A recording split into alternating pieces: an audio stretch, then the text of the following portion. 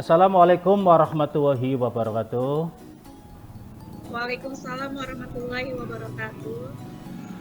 Bagaimana kabarnya Bu Dewi? Sehat dan semangat ya. Alhamdulillah Iya. sehat. Jadi beberapa hari yang lalu Bu Dewi, saya sempat mengecek perolehan hasil asesmen atau ASAT ya, dan saya lihat dari perolehan hasil muridnya Ibu Dewi, ternyata sebagian besar anak laki-laki itu memperoleh nilai eh, mengalami penurunan Bu Dewi. Nah, ini saya bandingkan dengan perolehan di semester 1 itu sebagian besar anak laki-laki mengalami penurunan perolehan hasil nilai. Pak, iya Pak, betul. Dalam mengikuti ASAT ini, terdapat beberapa anak yang mengalami penurunan hasil perolehan nilai, terutama sebagian besar anak laki-laki. Tapi untuk anak perempuan, sebagian besar tidak terjadi penurunan.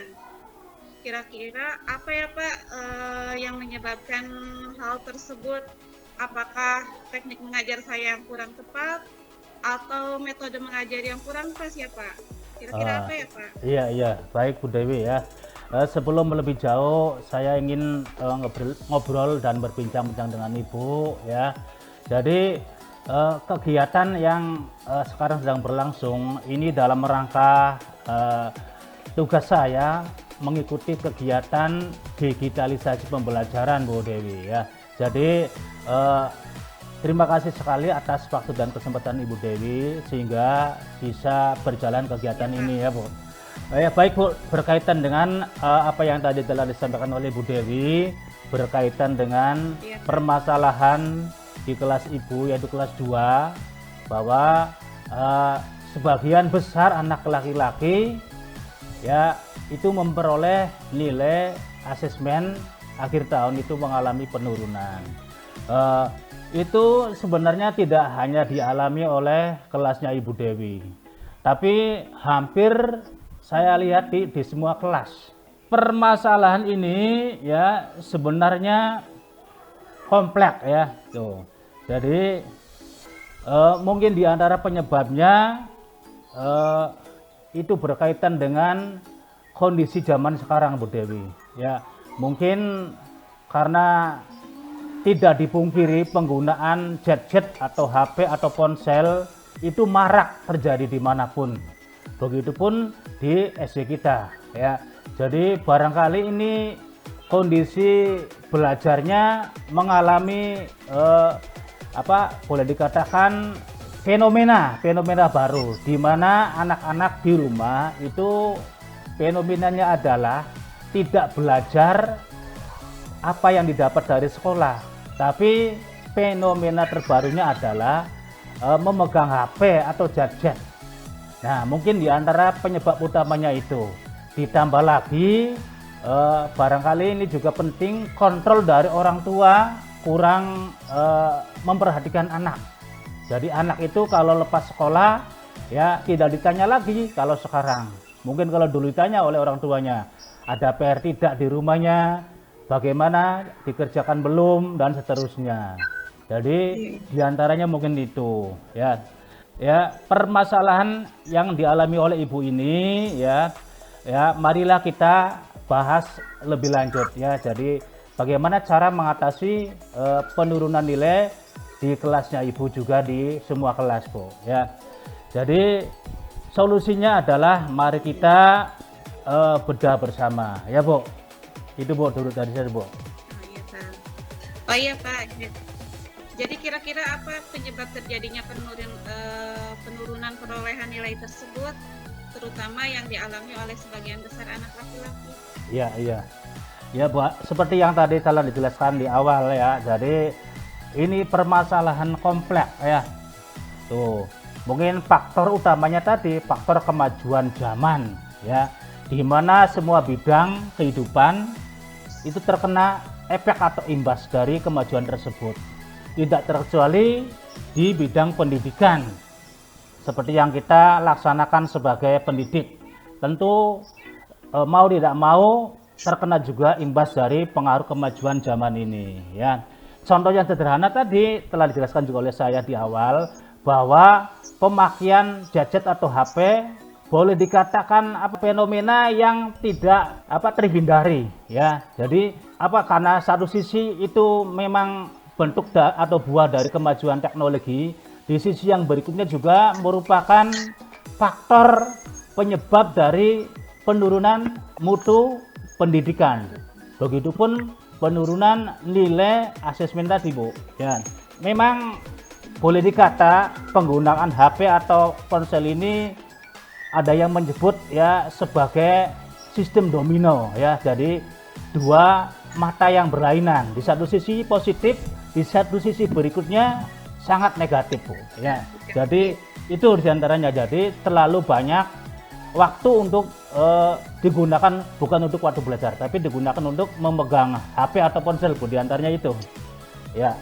Oh iya betul Pak. Saya juga pernah bertanya kepada siswa di kelas saya, siapa yang memiliki HP di rumahnya. Memang sebagian besar siswa di kelas saya memiliki HP meskipun itu HP milik orang tua atau milik kakaknya. Iya. Dan mereka pun menjawab sering bermain HP di rumahnya. Iya. Jadi mungkin itu ya yang menjadi penyebab nilainya anak-anak turun. Iya, Bu. Ya, repotnya kita sebagai orang tua ya dialami juga oleh saya, Bu, begitu. Jadi ketika si anak pulang dari sekolah itu ya selain nonton TV juga ya selalu nanya tentang HP. HP itu ya tadi seperti mata pisau dua arah. Satu sisi iya betul, Bu. Maksudnya karena HP itu merupakan produk dari kemajuan zaman dan di mana kita tidak boleh mengabaikan kemajuan zaman, tapi kita berusaha untuk paling tidak bisa mengejar kemajuan zaman itu ya. Artinya kita tidak boleh menafikan fenomena tadi anak-anak bermain HP secara berlebihan. Nah, sebenarnya ini juga merupakan tantangan bagi kita sebagai insan pendidik. Bagaimana ya cara kita ya tidak tergerus oleh kemajuan zaman itu ya. Sebab ya ada pepatah mengatakan ya yang ketinggalan teknologi akan tertinggal dan yang gagap teknologi atau gaptek akan jauh lebih tertinggal. Nah, ini merupakan pepatah yang harus kita perhatikan, apalagi kita sebagai guru atau sebagai insan pendidik harus bisa mensiasati hal tersebut. Ya, jadi bagaimana kecenderungan anak setelah pulang dari sekolah itu bermain HP. Nah, kita sebagai guru harus bisa mensiasati hal tersebut ya, Bu. Mensiasati hal tersebut bagaimana caranya, Pak? Apakah setiap anak di sekolah itu disuruh untuk membawa HP untuk belajar atau bagaimana ya, Pak? Oh iya, misalnya semua anak yang punya HP atau dapat pinjaman dari kakaknya, dari orang tuanya, kemudian dibawa ke sekolah ya tentu ya juga nanti efeknya tidak bagus bagi kita ya.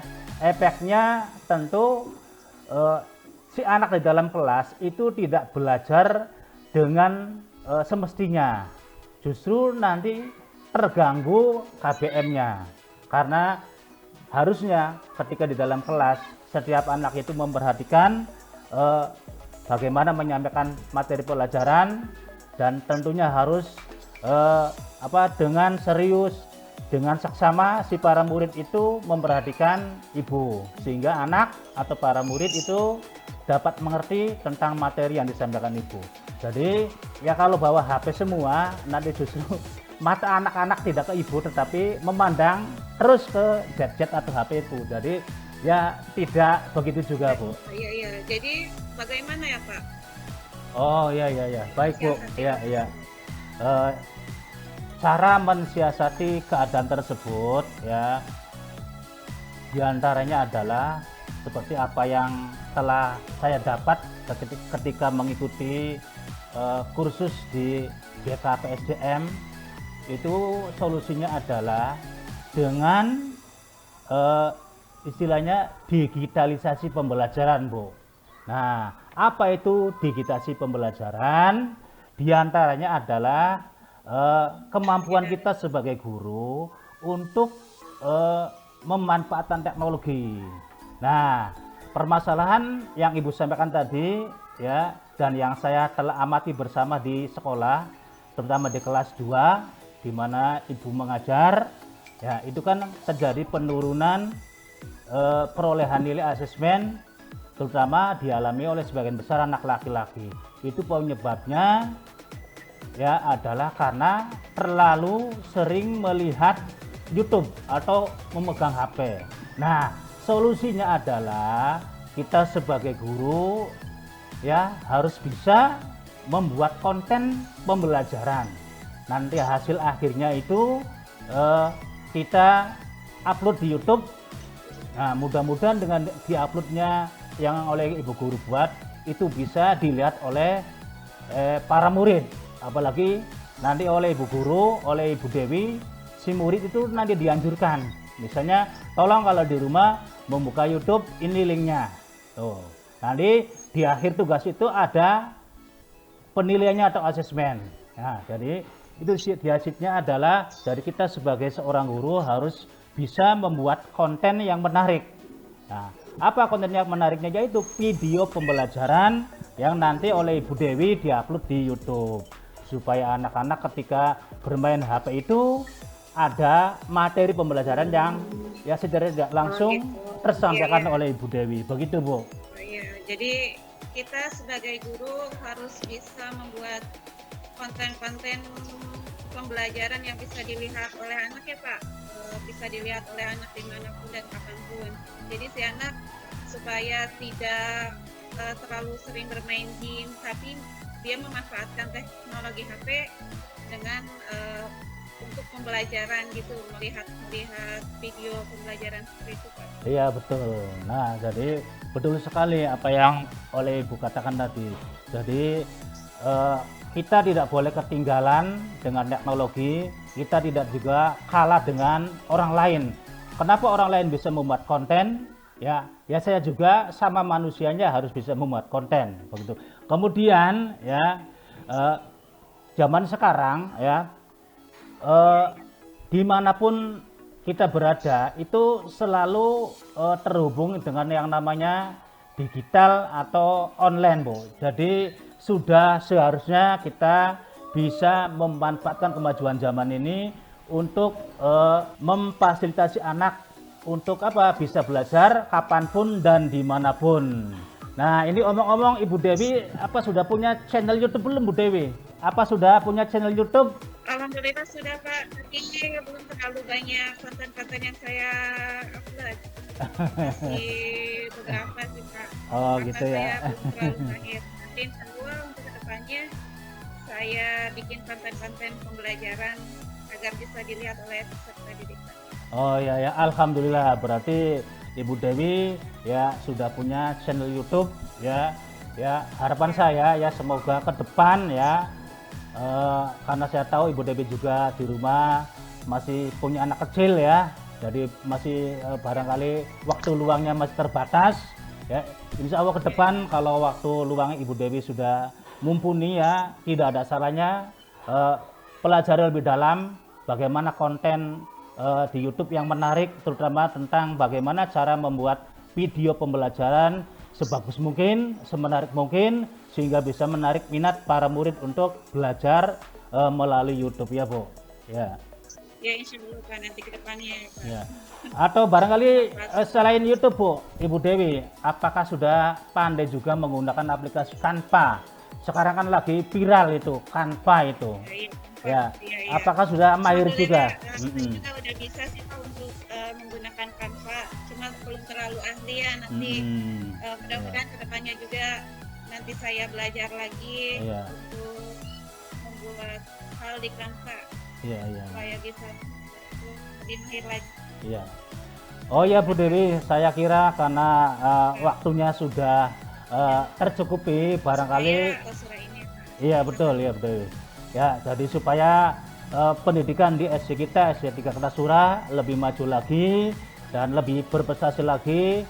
Ya, mudah-mudahan apa yang akan diusahakan oleh Bu Dewi juga nanti akan ditiru oleh semua guru di sini, yaitu akan membuat konten YouTube tentang video pembelajaran lebih menarik lagi. Barangkali saja ya untuk pertemuan kali ini mudah-mudahan bisa kita ngobrol-ngobrol atau berbincang-bincang lagi di waktu-waktu mendatang ya Bu Dewi ya.